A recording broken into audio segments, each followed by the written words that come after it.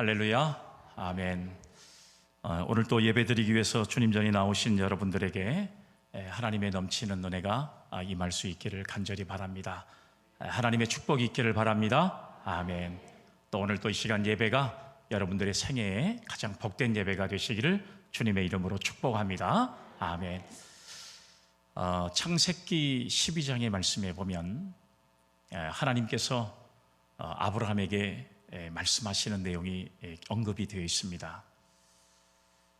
너는 너의 본토 친척 아비의 집을 떠나라. 이것은 고향을 떠나고 그리고 평안하게 살고 있는 아버지의 집을 떠나라고 하는 엄청난 사명이 그 당시의 나이 75세인 아브라함에게 전해졌습니다. 이 명령을 받은 아브라함은 단 한마디도 불순종하지 않고 하나님께서 약속하신 지시할 땅으로 이제 그를 명령했을 때 순종했던 그런 모습을 보게 돼요.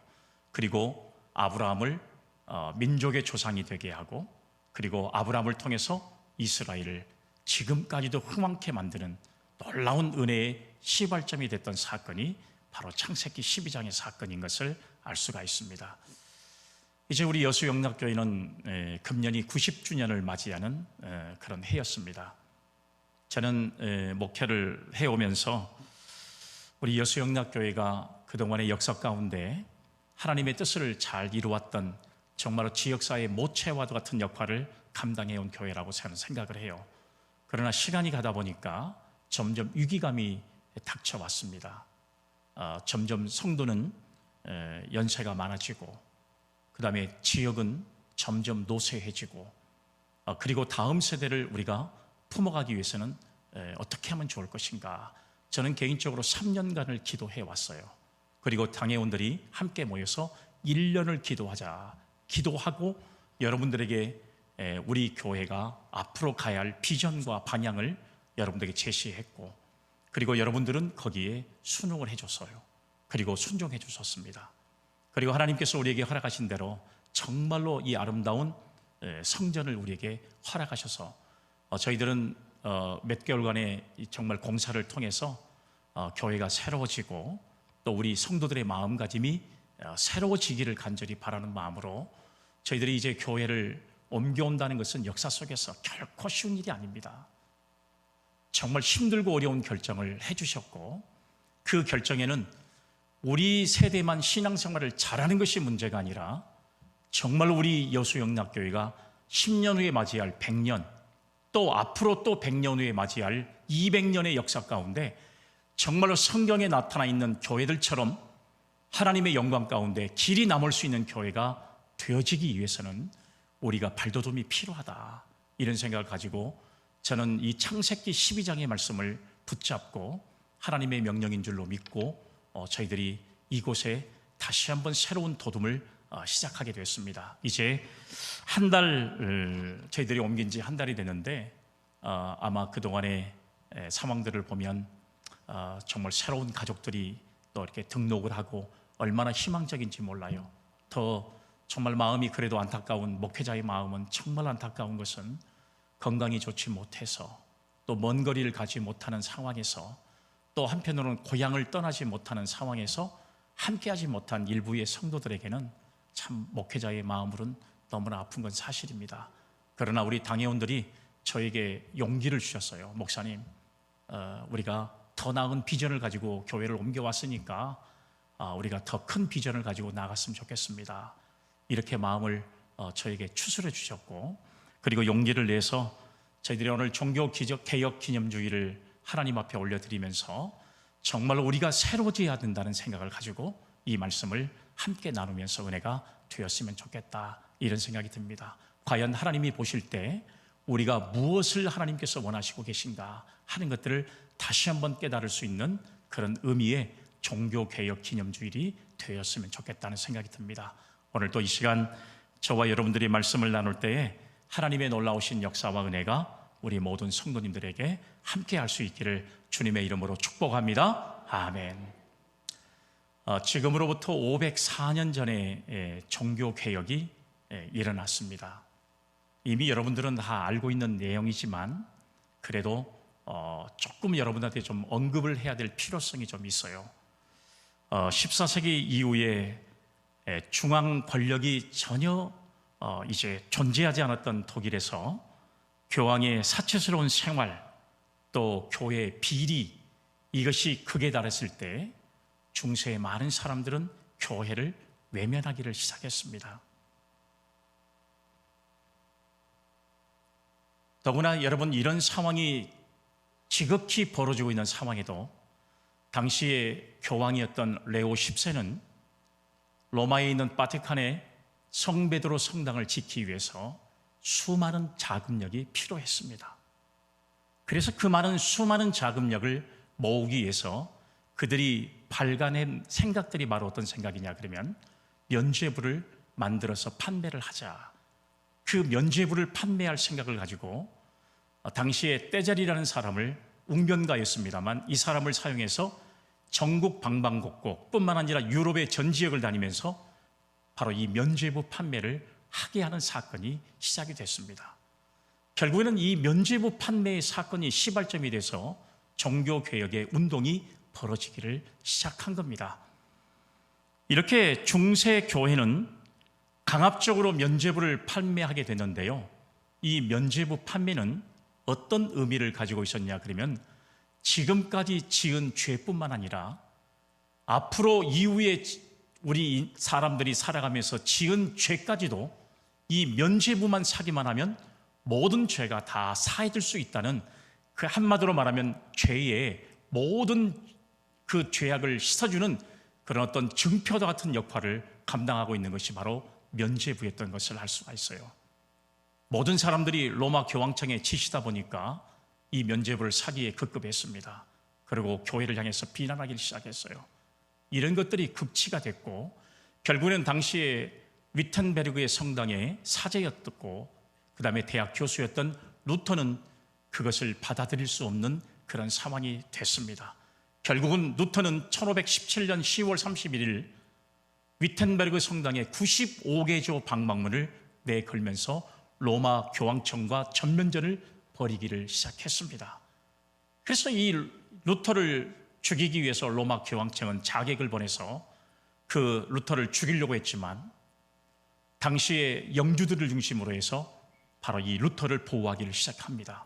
그리고 루터로 하여금 고성에 이제 보호하면서 바로 이 성경, 라틴어 성경을 바로 독일어로 번역하기를 시작한 거예요. 당시에 독일 사람들은 전혀 성경을 읽을 만한 사람들이 별로 없었어요. 당시에 사제들이나 그 다음에 고위 공부를 하는 사람들, 이런 사람들만 라틴어를 읽을 수 있었기 때문에 많은 사람들이 성경을 제대로 알지를 못한 겁니다. 성경을 알지를 못하니까 그들은 마음대로 성경을 왜곡하게 된 겁니다. 그래서 루터가 외쳤던 말씀 가운데 가장 중요한 말씀은 오직 성경으로, 솔라 스크립처라고 하는 말씀이에요. 우리가 하나님의 말씀으로 기인하지 않으면, 하나님의 말씀이 우리 속에 역사하지 않으면 우리는 흔들릴 수밖에 없고 다른 외부의 잘못된 작용에 여러분 우리는 이제 돌이킬 수밖에 없는 그런 험난한 역사를 가질 수 있다는 사실을 우리에게 보여준 사건이라고 생각할 수가 있습니다. 결국은 이 루터의 종교개혁에 피치에 많은 사람들이 협력하고 동력해서 결국은 종교개혁은 성공으로 이루어지게 되고 결국은 로마 캐톨릭을 대신해서 개신교가 만들어지고 그리고 그들의 신앙과 믿음은 오직 믿음으로 말미암아 우리가 구원받을 수 있다는 사실을 외쳤던 사건이 바로 종교개혁의 사건이었습니다. 저는 여러분 이런 외형적인 이야기는 여러분들이 이미 다 알고 있는 이야기라고 생각이 돼요. 그런데 이 종교개혁이 벌어지기 12년 전에 마르틴 루터는 자기에게 직접 체험적인 신앙을 목격한 적이 있었습니다. 당시에 에르푸르트 대학을 다니고 있었던 루터가 어느 한 지역을 지나고 있을 때 갑자기 천둥번개가 쳐서 그 천둥번개 앞에 자신이 넘어져 버리고 말았습니다. 그리고 이때 하나님 앞에 기도하기를 시작한 거예요. 하나님, 나를 살려주십시오. 나를 살려주시면 내가 수도원에 들어가서 수도사가 되겠습니다. 이렇게 고백을 한 겁니다. 결국은 하나님 앞에 서운한 것이죠. 서운했던 루터는 결국은 수도원에 들어가게 됩니다. 그리고 수도원에 들어가서 그가 늘 하나님 앞에 기도하고, 그리고 당시에 수도원에 가장 그들이 수도하는 기도하는 그런 제 대상이 됐던 성 안나에게 계속해서 기도합니다. 성 안나여, 나를 살려주시면, 또 나를 정말로 진짜 수도사가 되게 하시면 내가 내 목숨을 다 바쳐서 이제 하나님의 영광을 위해 살겠습니다. 아무리 고백해봤지만 자기 자신에게 있는 이 한 가지의 문제는 해결할 수가 없어서요. 그 문제가 바로 무엇이냐 그러면 내 안에 있는 죄의 문제는 해결할 수가 없었습니다. 그래서 계속해서 끊임없이 기도했습니다. 이 나 안에 있는 죄를 어떻게 하면 구원할 수 있을까? 그래서 여러분, 종교개혁의 시발점은 바로 이거였다는 사실이에요.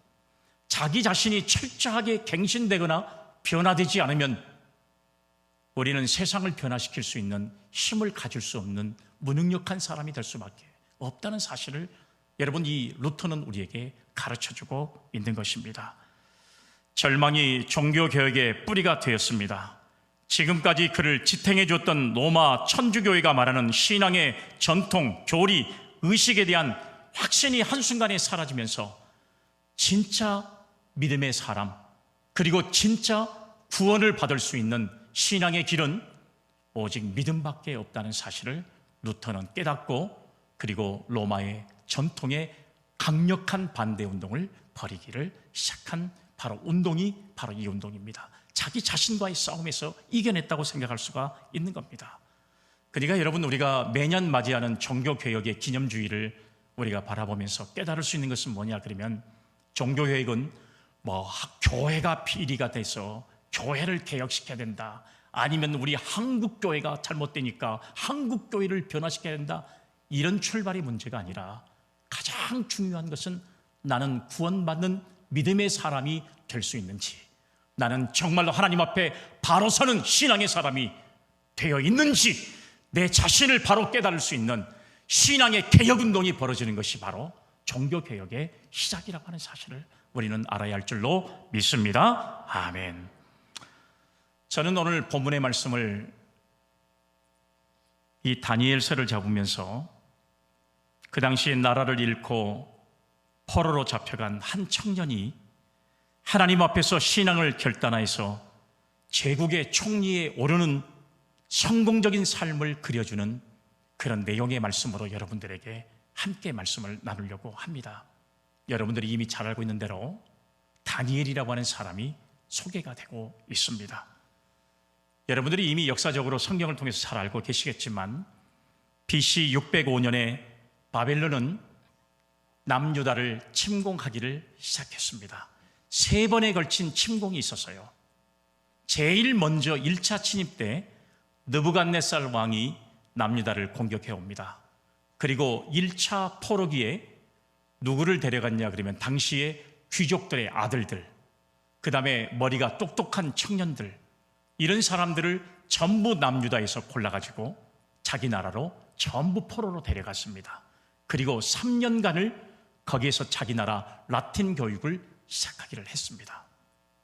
그때 여러분, 왕에게 선발됐던 가장 똑똑한 청년 중에 하나가 바로 다니엘, 그리고 우리가 잘 알고 있는 다니엘의 3명의 친구, 성경에 나와 있는 대로 바로 그런 사람들이었어요. 다니엘은 남유다의 왕국의 귀족의 자녀였기 때문에 당연히 느부갓네살 왕이 유심히 바라보는 그런 젊은 사람 중에 한 사람이 되었던 것을 알 수 있습니다.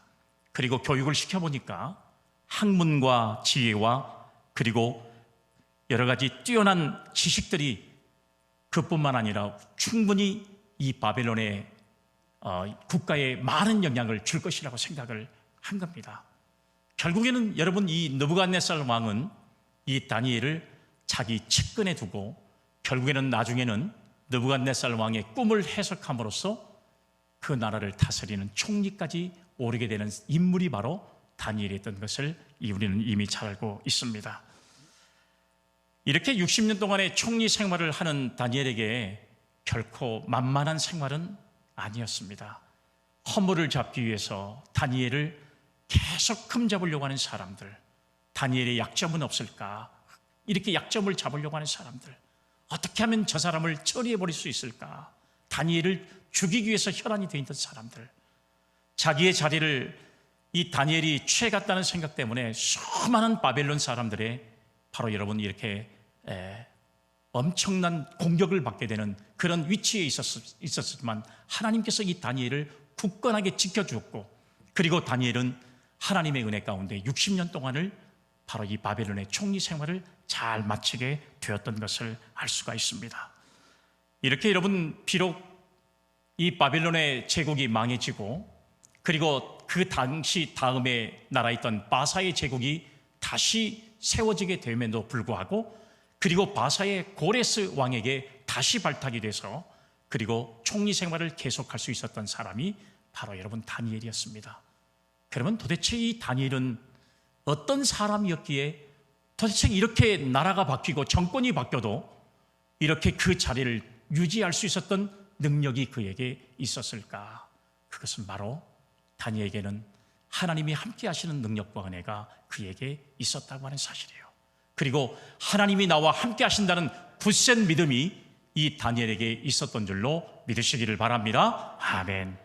그러면 오늘 저와 여러분들이 종교개혁 기념주의를 맞이해서 오늘 본문의 말씀에 기록되어 있는 다니엘의 결단을 보면서 우리는 과연 우리도 어떤 결단을 바로 세워야 우리는 우리 자신뿐만 아니라 우리 교회, 더 나아가서는 한국교회, 더 나아가서는 세계교회가 정말로 다시 한번 초대교회로 돌아갈 수 있는 그런 아름다운 교회의 사명을 감당할 수 있을까 하는 것들을 우리가 오늘 이 말씀을 간단하게 나누면서 저와 여러분들이 은혜를 나눌 수 있는 기회가 되어지기를 주님의 이름으로 축복합니다. 아멘. 첫 번째 말씀은 다니엘은 신앙을 결단했습니다. 오늘 본문의 말씀 8절의 말씀을 보니까 다니엘은 뜻을 정하여 왕의 음식과 그가 마시는 포도주로 자기를 더럽히지 아니하리라 하고 자기를 더럽히지 아니하도록 환관장에게 구하니, 이렇게 말씀을 기록하고 있습니다. 다니엘은 우상을 멀리하고 하나님의 말씀을 순종하는 신앙의 결단을 가졌습니다. 다니엘은 뜻을 정하여 마음을 결단하고 그 당시에 왕이 우상에게 제사 지낸 음식들, 고기나 포도주를 먹으라고 하였지만 그것은 먹지 않고 하나님의 말씀 그리고 율법에 정한 음식만을 먹기로 결단했다고 하는 사실입니다. 여러분, 이러기가 결코 쉽진 않아요. 왕이 내려준 음식을 받아 먹는 것은 그 당시에 왕의 신하로서 당연히 해야 될 일이었습니다. 그리고 왕이 내려준 음식을 거부한다는 것은 곧 목숨을 버리는 것과 마찬가지입니다. 이런 엄청난 신앙의 결단을 한다는 것은 결코 쉬운 결단이 아니라고 하는 사실이에요. 우리가 여러분 성경 레위기나 신명기의 말씀을 보면 하나님께서 우상에게 바쳐진 음식은 먹지 말라, 그리고 피채 먹지 말라, 하나님께서 명령하셨습니다. 하나님의 말씀과 명령대로 이 다니엘은 하겠다는 것입니다. 하나님의 뜻대로 살겠다는 신앙의 결단을 그가 가지고 있었다고 하는 사실이에요. 오늘 여러분, 왕이 준 음식과 포도주는 전부 다 우상에게 바쳐진 음식이었습니다. 왕의 명령보다도 하나님의 말씀으로 지키기로 작정했던 다니엘은 환관장에게 열흘 동안 시험을 해서 왕이 내려준 음식을 먹는, 기름진 음식을 먹는 사람이 얼굴이 더 환하는지, 아니면 하나님의 말씀에 기인해서 나는 물과 채소를 먹고 열흘 후에 나를 비교해서 과연 어떤 것이 바른 모습인지를 평가해 달라고 환관장에게 요청하는 내용이 오늘 이 말씀에 기록되어 있습니다. 오늘 하나님 사랑하는 우리 성도 여러분, 오늘 여러분, 하나님께서는 저와 여러분들의 신앙과 믿음이 이렇게 하나님의 말씀으로 굳건한 신앙 속에 살아가기를 간절히 원한다는 사실을 믿을 수 있기를 주의 이름으로 기원합니다. 아멘. 여기 12절 13절 말씀 보세요. 청하노니 당신의 종들을 열흘 동안 시험하여 채식을 주어 먹게 하고 물을 주어 마시게 한 후에 당신 앞에서 당신의 얼굴과 왕의 음식을 먹는 소년들의 얼굴을 비교하여 보아서 당신이 보는 대로 종들에게 행하소서 하매, 이렇게 말씀을 이야기했습니다. 열흘 후에 보니까 환관장이 왕이 주는 값진 고기나 음식을 먹는 사람보다 채식을 한 다니엘의 얼굴이 더 환해진 것을 보게 되었습니다. 15절 말씀 보세요. 열흘 후에 그들이 얼굴이 더욱 아름답고 살이 더욱 윤택하여 왕의 음식을 먹는 다른 소년들보다 더 좋아 보인지라, 이렇게 말씀하고 있습니다. 하나님의 말씀과 왕의 명령, 오늘 여러분 이 두 가지의 명령 가운데 여러분들은 어느 것이 더 무섭다고 생각할 수 있어요? 왕의 명령, 하나님의 말씀. 그러나 다니엘은 하나님의 말씀을 선택합니다. 채식을 했던, 고집했던 이 다니엘의 얼굴은 고기를 먹고 값진 음식을 먹었던 다른 소년들보다 훨씬 더 빛나게 되는 놀라운 은혜를 경험하는 이 모습을 우리는 성경을 통해서 알 수가 있습니다. 오늘 저와 여러분들이 신앙의 결단을 다니엘처럼 하게 되면 나 자신이 변화될 뿐만 아니라 교회가 새로워지고, 그리고 우리가 사는 가정이 새로워지고, 더 나아가서는 우리가 몸담고 있는 우리의 직장이나 우리의 주변들이 새로워질 수 있는 놀라운 역사를 경험하는 성도가 될 줄로 믿으시기를 바랍니다. 아멘. 여러분, 이렇게 하나님의 말씀을 결단했던 이 다니엘은 그 결과가 어떻게 되었을까요? 오늘 성경을 보니까 그는 바벨론 왕국에서 3년간 교육을 받은 후에 하나님께서 함께 하시고 성령께서 함께 하심으로 왕의 꿈을 해석하고 총리의 자리까지 올라가는 은혜를 하나님께서 그에게 허락하신 줄로 믿으시기를 바랍니다. 아멘. 바벨론 제국이 멸망하기까지 약 60년 동안 그는 총리로서 성공적이고 인정받는 지도자의 삶을 살았던 사람이 바로 다니엘이었던 것을 알 수가 있습니다. 당장은 여러분,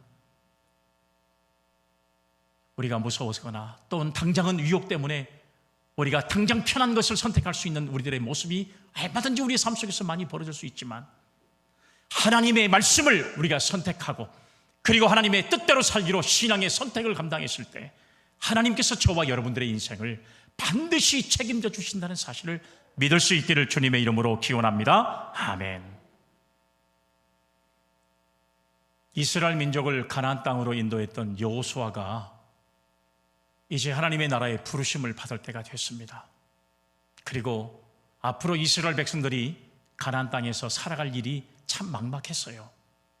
그래서 이 여호수아가 백성들에게 마지막에 선포를 하면서 이런 고백을 합니다. 여호수아 24장 15절의 말씀에 보니까 너희 섬길 자를 오늘날 택하라. 오직 나와 내 집은 여호와를 섬기겠노라. 할렐루야. 아멘. 바알과 아세라 등 그 당시에 가나안 땅에는 신이 많았습니다. 그러나 여호수아는 하나님만을 섬기겠노라고, 그리고 하나님만을 섬기는 가정이 되겠노라고 하나님 앞에 결단하고, 그리고 그 결단을 백성들에게 알렸던 모습을 우리는 알 수가 있습니다. 여러분, 오늘날에도 하나님을 섬기는 나라가 부강한 나라가 되고, 하나님을 섬기는 가정이 행복한 가정이 되고, 하나님을 섬기는 사람이 정말로 하나님이 축복하는 사람이 될 줄로 믿으시기를 바랍니다. 아멘. 오늘 여러분 열왕기상 18장 21절 말씀에 보니까 엘리야 선지자가 이스라엘 백성들과 아합 왕에게 했던 말이 이런 말이 있습니다. 너희가 어느 때까지 두 사이에서 머뭇머뭇하려느냐? 여호와가 만일 하나님이면 그를 따르고 바알이 만일 하나님이면 그를 따를지니라, 이렇게 말씀하고 있어요. 하나님이 오늘 천지를 창조하실 뿐만 아니라 이스라엘 백성들을 하나님의 선민으로 삼아주시고 너희 민족을 가나안 땅에서 가장 복된 민족으로 만들어 주시겠다는 하나님의 약속을 믿는 선민 아닙니까?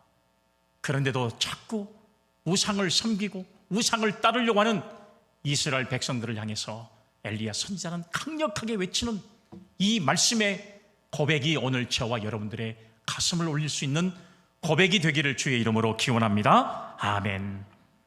세상과 죄악과 우상 앞에서 하나님을 선택하지 못해서 지금도 우왕좌왕하는 사람들이 참 많아요. 우리가 여러분 신앙을 선택할 것인지, 더 나아가서는 세상을 향해 나가야 될 것인지, 때로는 여러분 우리가 주일을 하나님 앞에 예배를 선택할 것인지, 아니면 직장을 선택해야 할 것인지, 우리가 여러분 선택을 해야 될 그런 상황들이 우리 속에서 얼마나 많이 벌어지고 있는지 몰라요. 그럴 때 오늘 다니엘처럼 우리는 무엇을 하든지 하나님의 영광을 하라고 하신 이 바울 사도의 고백처럼 우리는 하나님의 영광을 위해 선택할 수 있는 신앙의 바른 선택이 우리의 삶에서 이루어질 수 있는 우리 믿음의 성도들이 다 되시기를 간절히 주의 이름으로 축복합니다. 아멘. 두 번째는 다니엘은 충성을 결단했습니다.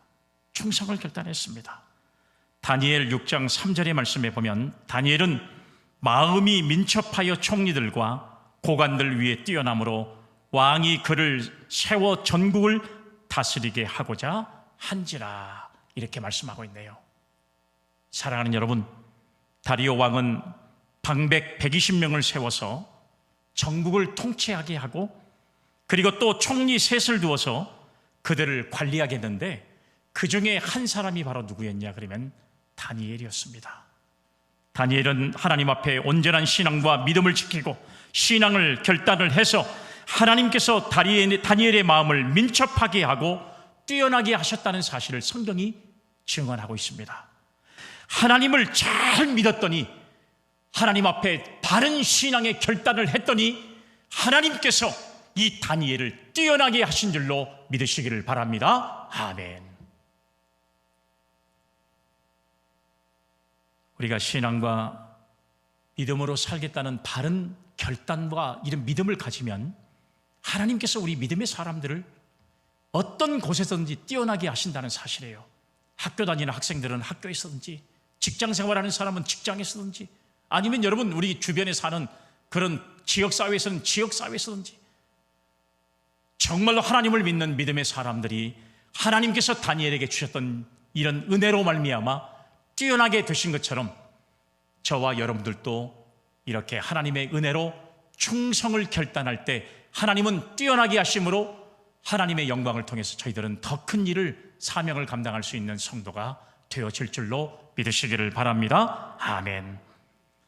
우리가 살아오면서 경험하는 거지만 하나님을 잘 믿으면 하나님께서 지혜를 주시고 또 하나님께서 우리를 뛰어나게 하십니다. 우리가 아무리 혼자 노력하고 최선을 다한다 할지라도 여러분, 이 방법으로는 우리가 도대체 우리 인생이 성공적으로 이끌어갈 수가 없는 것을 볼 수 있잖아요. 아무리 여러분 마르틴 루터가 자기 안에 있는 죄 문제를 해결하기 위해서 고행해 봤지만 그 고행을 통해서는 우리가 구원받지 못한다는 사실을 깨달은 겁니다. 그래서 그가 성계단을 올라가면서 깨달은 말씀이 뭐예요? 오직 의인은 믿음으로 말미암아 살리라, 이렇게 말씀하고 있잖아요. 우리가 구원받을 수 있는 방법은 뭐냐? 믿음밖에는 없다는 사실을 꼭 믿어야 할 줄로 믿으시기를 바랍니다. 아멘.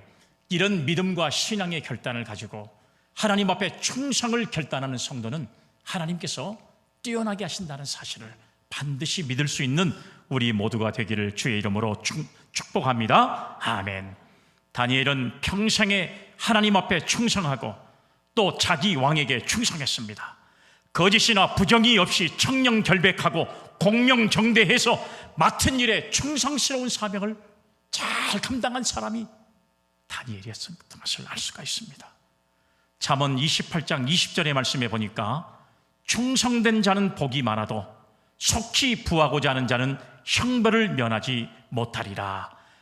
바로 여러분, 이 말씀처럼 건강의 복이나 또는 여러분 우리가 살아가면서 재물의 복이든지 뿐만 아니라 자손의 복을 받아 누릴 수 있는 방법은 하나님 앞에 충성된 사명을 가지고 믿음으로 사는 자들에게 주어지는 하나님의 은혜라는 사실을 꼭 깨닫는 저와 여러분들이 되시기를 주님의 이름으로 축복합니다. 아멘. 하나님은 충성된 사람에게 복을 주시고 상급을 주신다는 사실이에요. 여러분, 우리가 요한계시록 2장의 말씀에 보면 잘 나와 있잖아요. 서머나 교회를 향해서 주님께서 말씀하실 때 뭐라고 그랬습니까? 죽도록 충성하라. 그리하면 내가 생명의 관을 내게 주리라. 할렐루야. 아멘. 죽도록 충성하는 자에게 하나님은 이렇게 엄청난 은혜와 축복을 허락해 주시고 저와 여러분들이 하나님의 영광 가운데 받을 수 있는 생명의 관을 받는 우리 믿음의 성도들이 될 줄로 믿으시기를 바랍니다. 아멘. 마지막 세 번째는 다니엘은 기도를 결단했습니다. 기도를 결단했습니다. 다니엘 6장 10절의 말씀을 보니까 다니엘이 이 초소에 왕의 도장이 찍힌 것을 알고도 자기 집에 돌아가서는 윗방에 올라가 예루살렘으로 향한 창문을 열고 전에 하던 대로 하루 3번씩 무릎을 꿇고 기도하며 그의 하나님께 감사하였더라. 할렐루야. 아멘. 다니엘의 이 결단은 상상할 수 없는 결단입니다. 목숨을 내놓는 결단이 아닐 수 없어요. 당시에 바벨론의 총리들과 방백들은 다니엘이 총리로 생활하는 것에 대해서 못마땅했습니다. 시기하고 질투했어요. 그래서 어떻게든지 다니엘을 끌어내릴 방법을 연구하기를 시작한 겁니다. 그런데 아무리 청렴결백하고 공명정대했던 다니엘에게 죄가를 찾는다는 것은 결코 쉽지가 않은 일이었습니다. 그들은 연구하다가 깨달은 것이 하나가 있었어요. 다니엘이 도대체 어떤 생활을 하느냐. 그를 유심히 봤더니 그는 집에 돌아가면 날마다 하루에 3번씩 자기의 조국이었던 예루살렘을 향해서 3번씩 기도한다는 사실을 이 방백들과 총리들이 알아낸 겁니다. 그래서 왕에게 이런 제안을 내린 겁니다. 왕이여, 앞으로 30일 동안 왕 외에 다른 신들에게 절을 하면 그런 사람들은 전부 사자굴의 밥이 되게 하십시오. 오직 왕의 권세에 도전하는 행위니까 이런 사람들은 다 죽여야 됩니다. 왕은 얼마나 기쁩니까? 자기만을 경배하도록 총리들이나 방백들이 이렇게 자기를 높여주는데 좋아하지 않을 왕이 어디 있겠습니까? 왕이 어인에다 도장을 빵 찍습니다. 그리고 조서가 전 방방곡곡에 알려지게 됐습니다.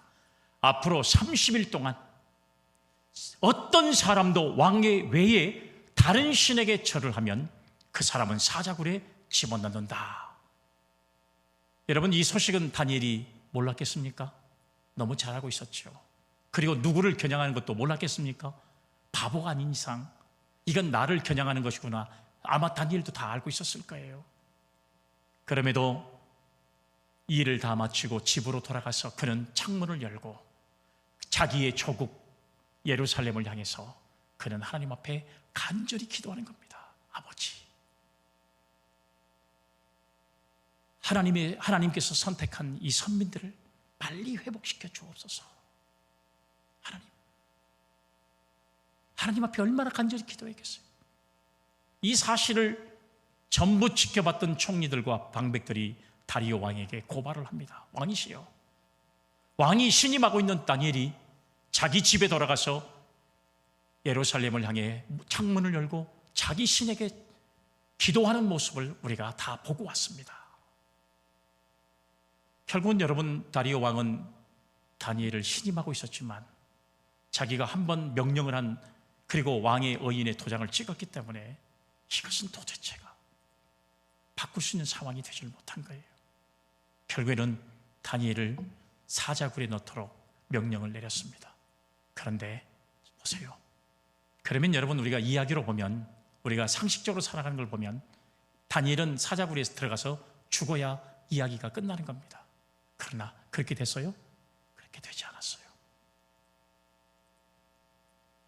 다니엘을 사자굴에 집어넣으려고 했지만 이미 하나님께서 모든 것을 주관하십니다. 인간이 할 수 없는 상황이 될 때는 하나님께서 개입하시는 겁니다. 오늘 저와 여러분들이 상식적인 모습으로 신앙생활하면 하나님이 개입하지 않아요. 우리가 신앙과 믿음 안에서 이것은 내 상식과 내 어떤 경험이, 충분히 경험 속에서 이런 일들이 벌어질 수 있을까 생각할지 모르지만 하나님께 모든 것을 맡기고 믿음으로 결단하는 신앙과 믿음의 행위를 수반할 때 반드시 그 순간 하나님께서 그 사건 앞에 개입하신다는 사실을 우리는 발견하게 됩니다.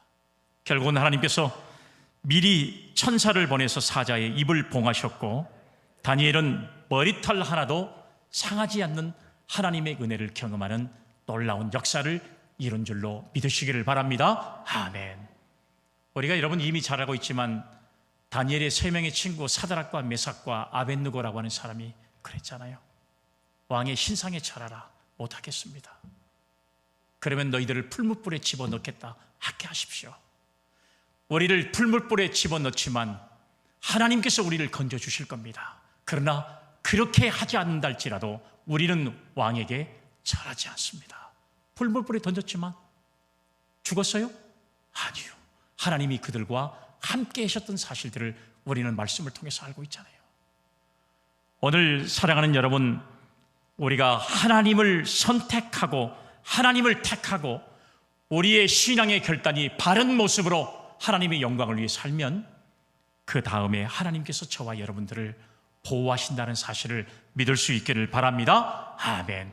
그리고 하나님께서 저와 여러분들을 축복하실 줄로 믿으시기를 바랍니다. 아멘. 그리고 하나님께서 저와 여러분들을 함께 하실 줄로 믿으시기를 바랍니다. 아멘.